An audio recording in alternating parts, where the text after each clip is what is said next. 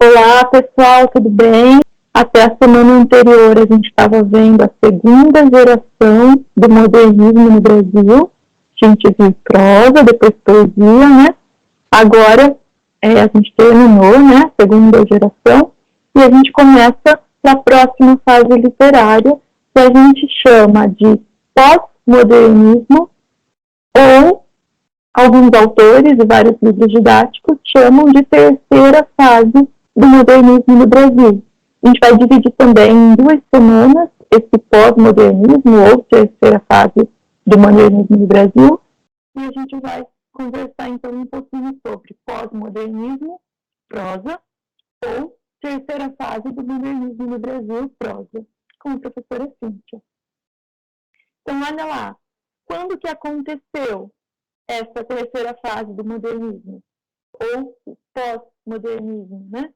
Aconteceu de 1945 em diante, ou seja, a Segunda Guerra Mundial, que a gente viu que estava acontecendo durante a segunda fase, terminou.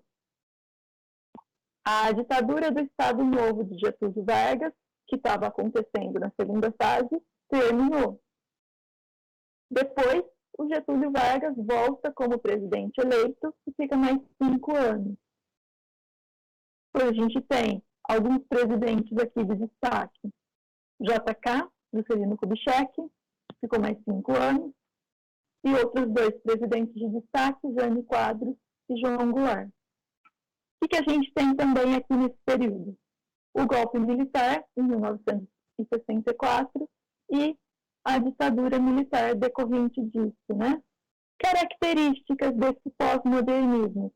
Os autores, os estudiosos, os materiais didáticos que chamam esse período literário de pós-modernismo, eles consideram que as características são diferentes de autor para autor.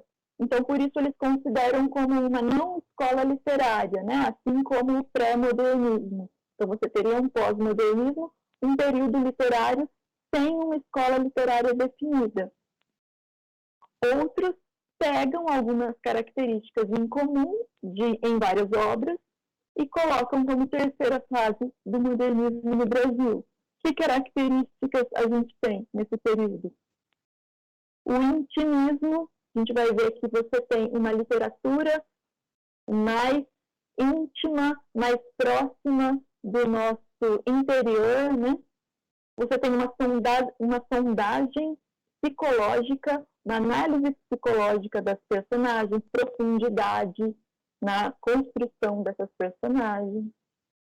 Você tem romances mais densos do que comparados aos períodos anteriores, então com uma ligação mais complexa, né, entre as pessoas e os problemas sociais, ou entre as pessoas e seus próprios pensamentos e sentimentos. Você tem uma tensão social dentro daquela questão de crítica social, de retrato da realidade. Existe uma tensão aí, né, entre sociedade e indivíduo.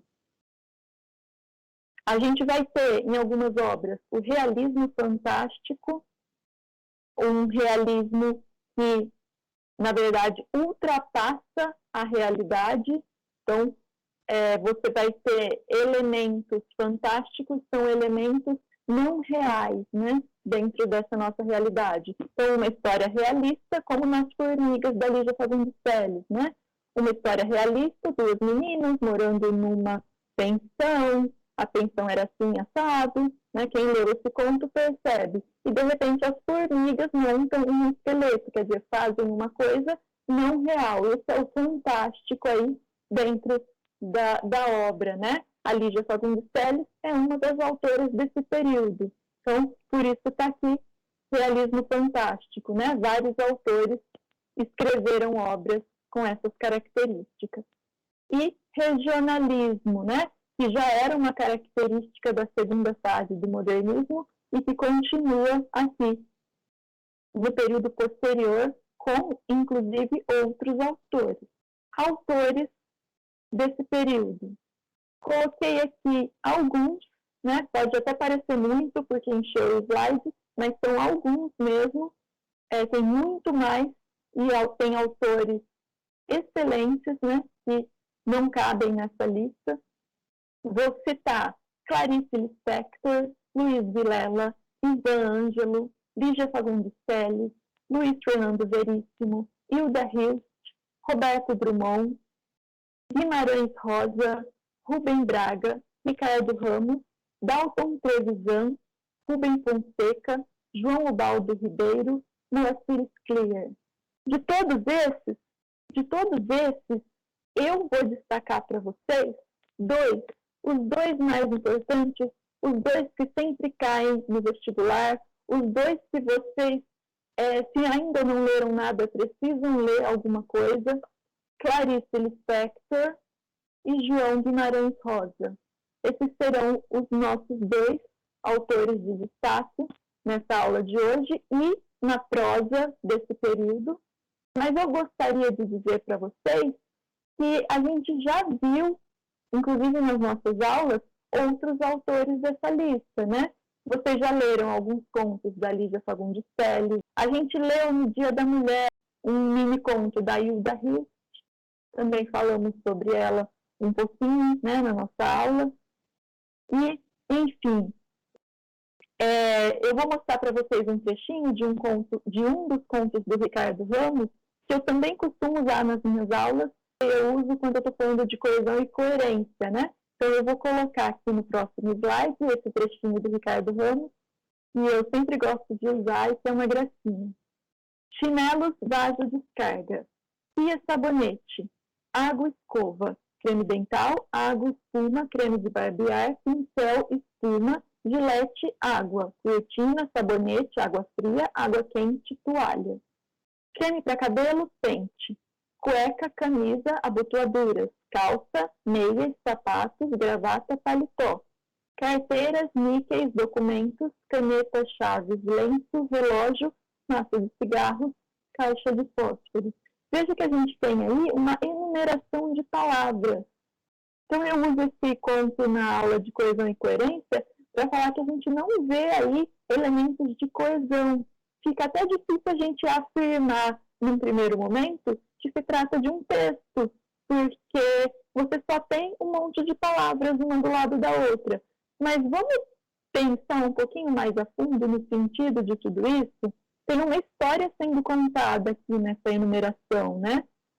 Colocou o chinelo, foi ao banheiro, lavou a mão, escovou os dentes, fez a barba, tomou banho, se enxugou, arrumou o cabelo, se vestiu, pegou carteira, documento, caneta, chave, se arrumando, quer dizer, uma pessoa acordou, se arrumou para sair de casa. Eu consigo até dizer que essa pessoa é um homem, porque ele faz a barba, porque ele usa cueca e etc, né?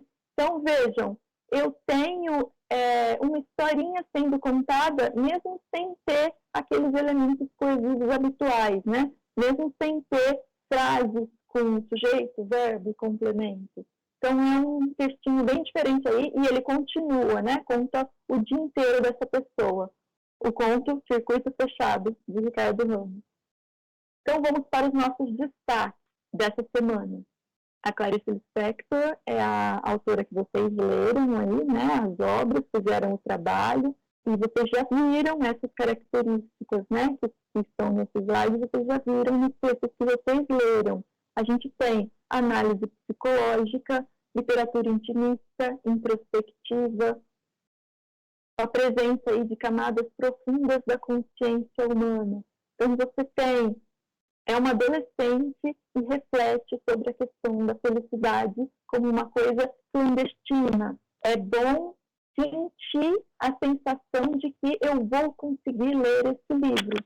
Mas se eu terminar de ler, a minha felicidade acaba. Porque a minha felicidade é essa sensação de eu vou conseguir, é essa busca, né?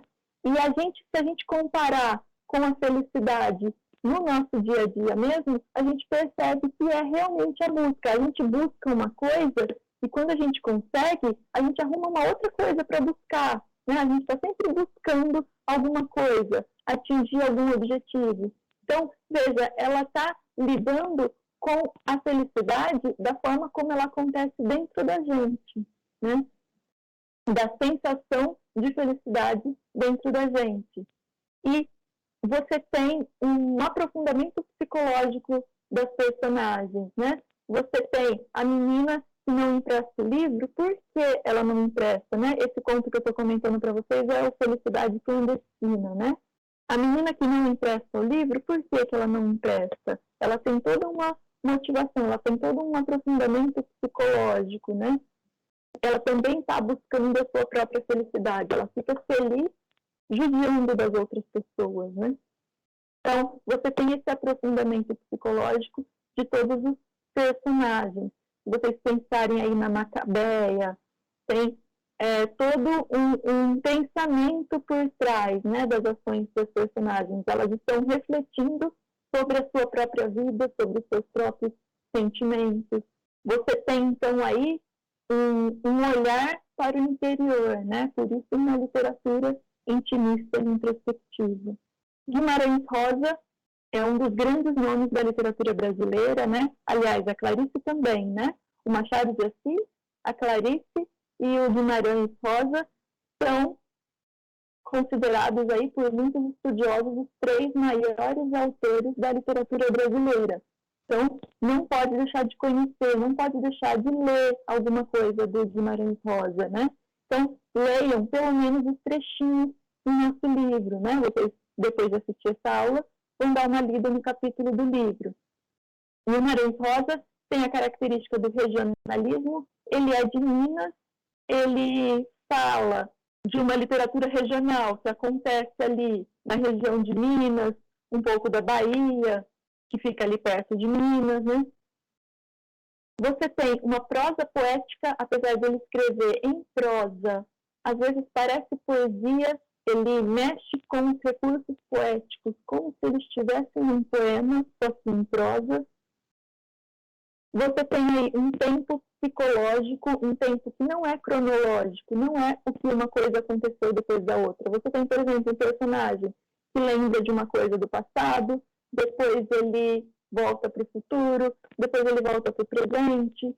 Então, você tem um tempo aí mais difícil de colocar nas caixinhas, né? É o tempo psicológico.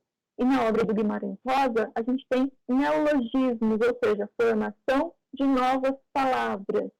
E ele faz esses neologismos exatamente para dialogar com essa questão da prosa poética e para dialogar com essa questão do regionalismo. Então, você tem um linguajar regional, ele é meio atemporal e ele também não é de uma região específica. Ele é um linguajar regional mais universal.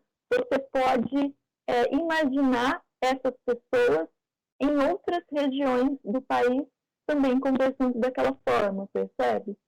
Só lendo mesmo, para a gente conseguir fazer um comentário mais específico, né, sobre essas questões. Mas essa é a ideia aí, nada convencional, né, da prosa do Guimarães Rosa. Muito importante que vocês leiam o livro, né? Principalmente a parte sobre a Clarice e a parte sobre Guimarães Rosa. Então, lá no nosso livro, esse conteúdo da prosa no pós-modernismo está na página, começa na 131, vai até a 171. Então, ler, conhecer e estudar. Muito importante, né? Só assistindo essa aula, vocês não conseguem ter a dimensão do conteúdo da semana. É isso, estou à disposição para ajudar no que precisar. Essas são as referências que eu utilizei. Um beijo, pessoal. Apareçam, façam aí os exercícios. Até a próxima.